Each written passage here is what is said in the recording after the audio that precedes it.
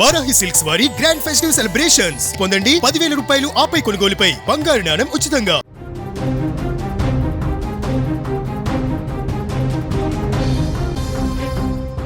ఒక చిన్న నిప్పురవ్వ ప్రపంచాన్ని దహించే దావానలంగా మారుతుందా?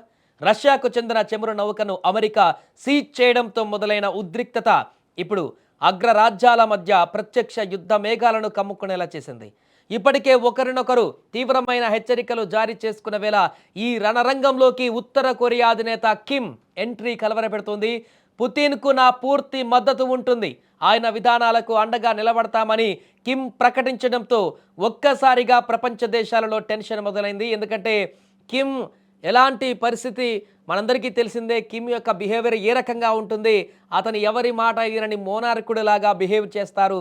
ట్రంప్కు మించి ఆ రకమైనటువంటి నిర్ణయాలు తీసుకొని కిమ్ పూర్తి స్థాయి నియంతలా బిహేవ్ చేసేటువంటి వ్యక్తి ఇప్పుడు రష్యాకు అండగా నిలబడుతున్నాడంటే అమెరికా, రష్యా, పుతిన్, అదేవిధంగా ఈ యొక్క కిమ్ ఎంట్రీతో అసలు ఏం జరగబోతుందనేటువంటి పరిస్థితి ఇప్పుడు కనబడుతుంది. అసలు కిమ్ రాకతో యుద్ధ సమీకరణాలు ఎలా మారబోతున్నాయి? పుతిన్కు కిమ్ తోడైతే ప్రపంచానికి పొంచి ఉన్న ముప్పు ఏంటి?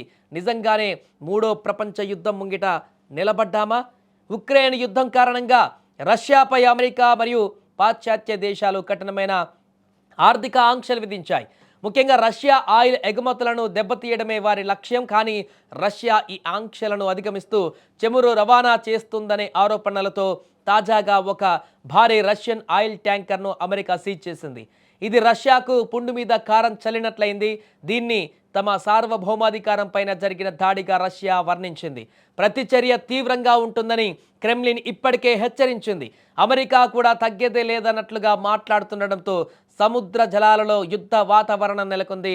అయితే ఇప్పుడే అసలైన ట్విస్ట్ నెలకొంది. అగ్రరాజ్యాల మధ్య నిప్పు రాజుకున్న సమయంలో ఉత్తర కొరియా అధినేత కిమ్ జాంగ్ ఉన్ పుతిన్కు బేషరతు మద్దతు ప్రకటించడం ప్రపంచ దేశాలను కలవరపెడుతుంది. కిమ్ ఎంట్రీ ఇస్తే మూడో ప్రపంచ యుద్ధం మొదలైందనేటువంటి భావనతో భయాందోళన వ్యక్తం చేస్తున్నారు. ఎందుకంటే కిమ్ పుతిన్కు సపోర్ట్ ఇస్తే ఏం జరుగుతోంది? మొదటిది ఆయుధ సరఫరా.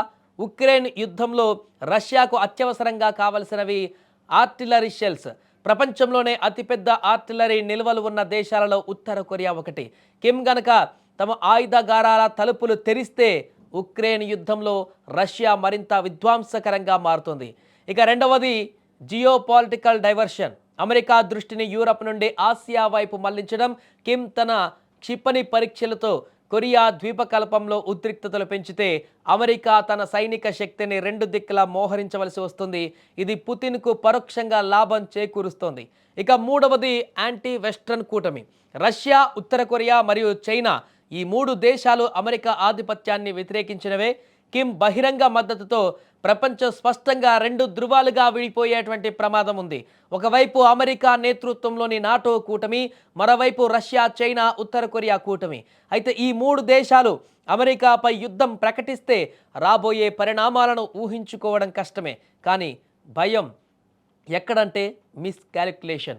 సముద్రంలో ఒక చిన్న ఘర్షణ జరిగినా లేదా ఉత్తర కొరియా సరిహద్దులలో చిన్న పొరపాటు జరిగినా అది కంట్రోల్ దాటిపోయి పెద్ద యుద్ధంగా మారే అవకాశం గతంలో కంటే ఇప్పుడు చాలా ఎక్కువగా ఉంది. ప్రపంచ దేశాలలో మొదలైనటువంటి టెన్షన్కు అసలు కారణం కూడా ఇదే.